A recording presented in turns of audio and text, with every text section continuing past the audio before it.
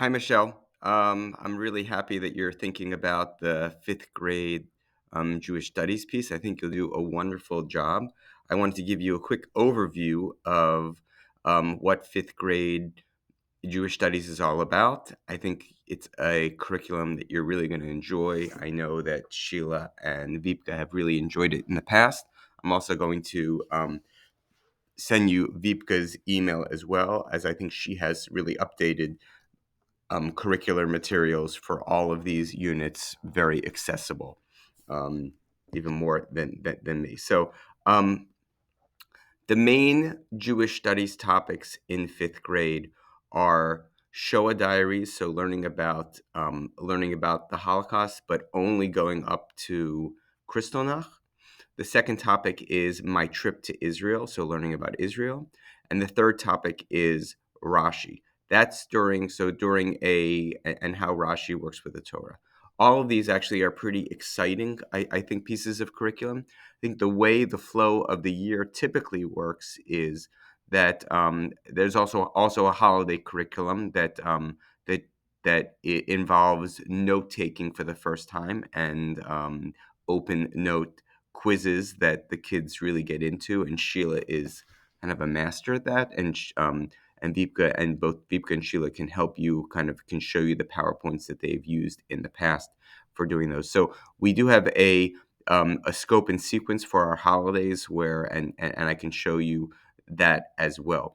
But for a typical non-holiday week, right? So typically, when we're coming up to a holiday, we might spend 2 weeks before that holiday really preparing for that holiday with a lot of kind of information about what that holiday is, how we observe it, what we do. And then that is buttressed by some things that I do during tefillah time, and then some type of culminating activity that usually Karina or I will run.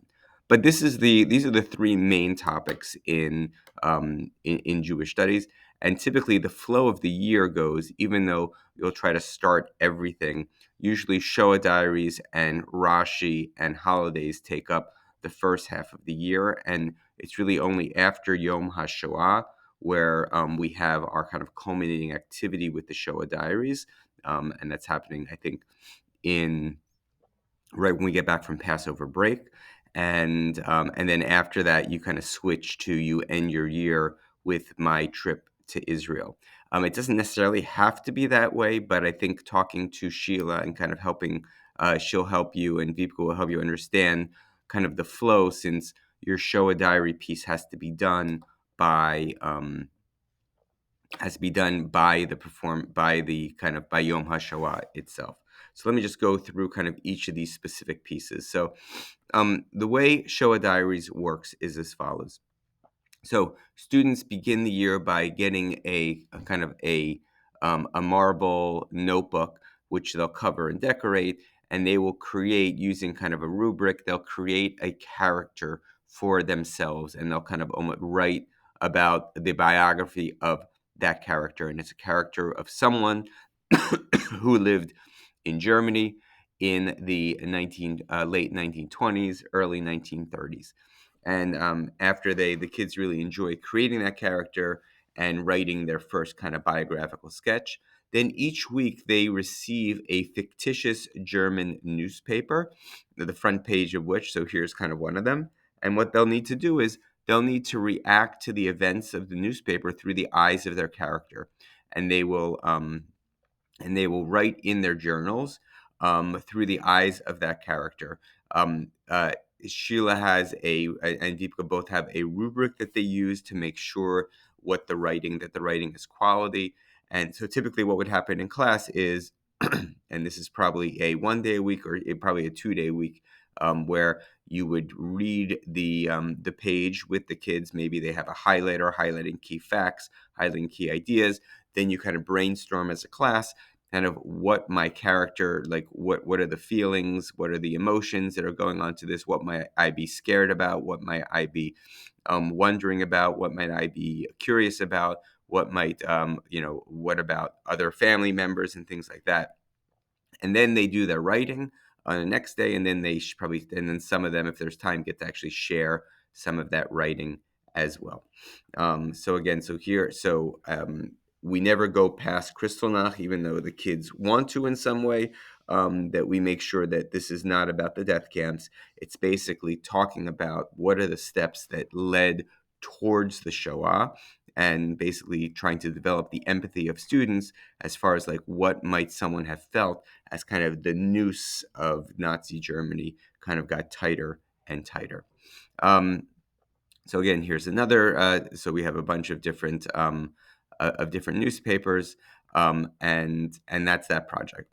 The second piece is the topic is my trip to Israel, and the goal of this is basically that students are creating a their own kind of, I think it's a week long trip to Israel. This has been more robust in the past, but actually I sat with Vipka and Sheila, and we made it a little bit narrower this year, and what I think is the kids really enjoyed it. So basically, each student is creating kind of, so a few kind of exit goals are learning the map of Israel, kind of learning kind of who our enemies are in the area, kind of understanding that the map of Israel has changed over time, and then kind of looking, and then basically trying to figure out what might a trip look like, and mapping out that trip. And each person's trip is a little bit different than the others. And so there are some pieces that, if we do this unit well, you're covering the map, you're covering neighbors, you're covering some heroes, you're covering some flora and fauna, although I don't think we get to that. The key places in Israel and events, and some Israeli food. So then they create a trip. Then our third topic is Rashi, and the key piece here is, and first of all, what you need to know is Rashi is done in English, and the key piece here is we're trying to get kids to look at the Torah in the way that Rashi looks at the Torah. Just so you know, in fourth grade, there's a major focus on the narrative flow of the entire Torah. So the kids kind of get that coming into fifth grade. The key here is now kind of doing almost a laser focused dive into specific psukim, or specific verses of the Torah, and asking the question, how does someone like Rashi look at the text? And the cool thing here is the way Rashi looks at the text is the way that we're all supposed to, when we look at an English text, really kind of look and ask deep questions about the Torah. So first we kind of introduce everyone to kind of who Rashi is, um, and kind of the questions that Rashi typically asks. And then we have two pieces of two units. One is getting from the death of Abraham to the slavery of the Jewish people in 12 steps, and one is getting the people uh, in and out of Egypt. And so each of those have a certain amount of steps in them, and then typically what will happen is there is booklets that have something like this, like they get a summary of what happened before. They get a specific pasuk that they need to kind of ask a question about. This one happens to be about Jacob and Asher, but usually it's Rashi who's asking the question. I probably found a better question by Jacob and Asher here. Then in the booklet, actually, it has the answer to the question, and they kind of see if the answer given was the same as theirs. They summarize the answer, and then they kind of rate the answer. This might be something that you're doing as a class. That might be something you're doing as individuals, then coming together to go over it as a class. Um, and Right. Okay. And then after that, we have this kind of holiday note-taking piece where where we'll give the kids a booklet which they'll take out during holidays, and what they'll do is you'll go through kind of some of the history stuff and some stuff that they may not have learned about the holidays. They'll take notes on that, and then they'll have kind of like an open note quiz, and the kids get excited. They feel like they're very grown up doing that, and Sheila is really the person to talk to about how to do that more. But I know that Vipka has a ton of PowerPoints that she has created about the different holidays. This is just holiday highlights and just some of the pieces that I do. And then that's pretty much it. So that's kind of the general idea of what fifth grade looks like. to start looking at the curriculum, I want to encourage you to reach out to Vipka, and she can kind of give you access to kind of her files. And then if you want to meet and have some other questions, we can certainly do so. But the takeaway, the nafkamina, the takeaway really, Michelle, is that this is a great curriculum. It's a lot of fun. The kids really enjoy coming into class and working on these different pieces of fifth grade, and and you're going to enjoy it as well. Just so you know, the presentation of the Shoah Diaries, the fifth grade really helps out with. The fifth grade general studies team really helps out with, and so you'll feel very, very supported in that process. And the second thing you need to know is that there's one more component of our fifth grade that we're adding this year for the first time, and this is a component that Rebbetzin Rock is going to be kind of helping with.